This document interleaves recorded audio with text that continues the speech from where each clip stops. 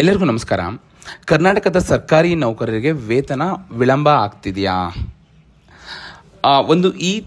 ಈ ಪ್ರಶ್ನೆ ಇದೀಗ ಎಲ್ರಿಗೂ ಎದುರಾಗಿದೆ. ಅದಕ್ಕೆ ಮುಖ್ಯ ಕಾರಣ ರಾಜ್ಯದ ಸರ್ಕಾರಿ ವೇತನ ವ್ಯವಸ್ಥೆಯ ಬಗ್ಗೆ ಸಚಿವರೊಬ್ಬರು ನೀಡಿರುವ ಹೇಳಿಕೆ. ರಾಜ್ಯದಲ್ಲಿ ಗ್ಯಾರಂಟಿ ಯೋಜನೆಗಳನ್ನು ಜಾರಿಗೆ ಮಾಡಿದ ಮೇಲೆ ಸರ್ಕಾರದ ಆರ್ಥಿಕತೆಗೆ ತುಸು ಭಾರವಾಗಿದೆ ಎನ್ನುವ ಮಾತುಗಳು ಕೇಳಿಬಂದಿದೆ. ರಾಜ್ಯದ ಗ್ಯಾರಂಟಿ ಯೋಜನೆಗಳೇನಿದೆ ಅದ್ರ ಬಗ್ಗೆ ವಿರೋಧ ಪಕ್ಷಗಳಷ್ಟೇ ಅಲ್ಲ, ಆಡಳಿತ ಪಕ್ಷದ ನಾಯಕರು ಕೂಡ ಅಸಮಾಧಾನ ವ್ಯಕ್ತಪಡಿಸಿರುವುದು ನಿಮಗೆ ಗೊತ್ತೇ ಇದೆ. ಈಗ ಇರಬೇಕಾದ್ರೆ ಏನಾಗಿದೆ, ಇಲ್ಲಿ ಇತ್ತೀಚೆಗೆ ಸರ್ಕಾರಿ ನೌಕರರ ವೇತನದ ಬಗ್ಗೆ ಸಚಿವೆ ಲಕ್ಷ್ಮೀ ಹೆಬ್ಬಾಳ್ಕರ್ ಅವರು ಕೂಡ ಒಂದು ಹೇಳಿಕೆ ನೀಡ್ತಾರೆ. ಸರ್ಕಾರಿ ನೌಕರರ ವೇತನ ವಿಳಂಬವಾಗುತ್ತಿದೆ.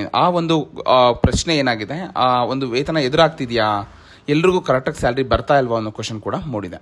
ರಾಜ್ಯದಲ್ಲಿ ಕಾಂಗ್ರೆಸ್ ಸರ್ಕಾರ ಜಾರಿ ಮಾಡಿರುವ ಯೋಜನೆಗಳಲ್ಲಿ ಗೊಂದಲ ಇದೀಗ ರಾಜ್ಯ ಸರ್ಕಾರ ಅಧಿಕಾರಕ್ಕೆ ಬಂದು 2 ವರ್ಷಗಳೇ ಕಂಪ್ಲೀಟ್ ಆಗ್ತಾ ಇದೆ. ಬಟ್ ಆದರೂ ಈ ಗೊಂದಲಗಳು ಅಂತ್ಯವಾಗುವ ಲಕ್ಷಣಗಳೇ ಕಾಣಿಸ್ತಾ ಇಲ್ಲ.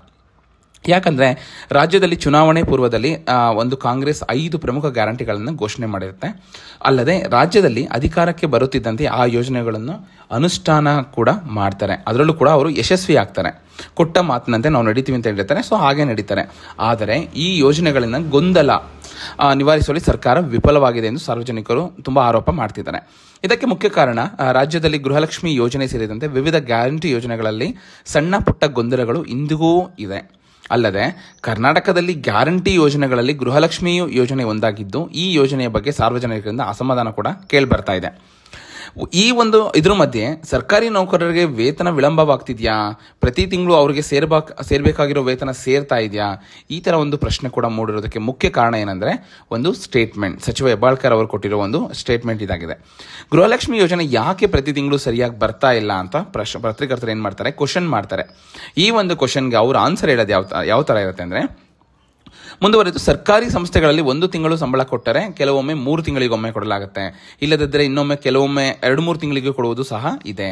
ಸರ್ಕಾರದಲ್ಲಿ ಖಂಡಿತವಾಗಿಯೂ ಈ ರೀತಿ ನಡೆಯುತ್ತಾ ಇರುತ್ತದೆ. ಕೆಲವೊಮ್ಮೆ 2 ತಿಂಗಳು ತಡವಾಗೋದು ಕೂಡ ಇದೆ. ಈ ವಿಷಯ ನಿಮಗೆ ಗೊತ್ತೇ ಇರುತ್ತೆ ಅಂತ ಕೂಡ ಸ್ಟೇಟ್ಮೆಂಟ್ ಕೊಟ್ಟಿದ್ದಾರೆ. ಸೊ ಬೇಸ್ ಮೇಲೆ ಏನಾಗ್ತಿದೆ, ಹಾಗಾದ್ರೆ ಯಾರಿಗೂ ಸ್ಯಾಲರಿ ಕರೆಕ್ಟಾಗಿ ಬರ್ತಾ ಇಲ್ವಾ ಅನ್ನೋ ಕ್ವಶನ್ ಕೂಡ ಬಂದಿದೆ. ಎಲ್ಲ ನನ್ನಿಂದ ಸುಮ್ಮನೆ ಯಾಕೆ ಹೇಳಿಸ್ತೀರಿ ಅಂತ ಸ್ಟೇಟ್ಮೆಂಟ್ ಕೂಡ ಕೊಡ್ತಾರೆ ಅವರು. ಹಾಗೆ ಅವ್ರು ಏನ್ ಹೇಳ್ತಾರೆ, ಸರ್ಕಾರಿ ನೌಕರಿಗೂ ಅಥವಾ ಗುತ್ತಿಗೆ ಆಧಾರದ ಮೇಲೆ ಇರುವ ಅವ್ರಿಗೂ ಕೂಡ ಅವ್ರು ಕೂಡ ಸ್ಪಷ್ಟ ಮಾಡಲಿಲ್ಲ ಅದ್ರ ಮೇಲೆ. ಬಟ್ ಸರ್ಕಾರಿ ಸಂಬಳ ಡಿಲೇ ಆಗುತ್ತೆ ಅನ್ನೋ ಆ ತರ ಸ್ಟೇಟ್ಮೆಂಟ್ ಕೂಡ ಕೊಟ್ಟಿದ್ದಾರೆ.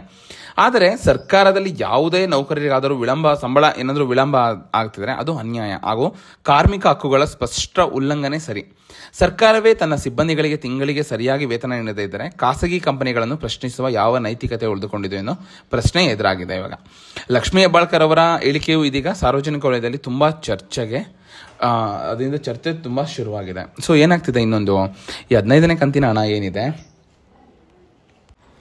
ಸೊ ಇದ್ರ ಮಧ್ಯೆ 15ನೇ ಕಂತಿನ ಹಣ ಏನು ಬರಬೇಕು ಗೃಹಲಕ್ಷ್ಮಿ ಯೋಜನೆ, ಅದು ಈ ತಿಂಗಳಲ್ಲೇ ಬರುತ್ತೆ ಅಂತ ಕೂಡ ಕನ್ಫರ್ಮ್ ಮಾಡಿದ್ದಾರೆ.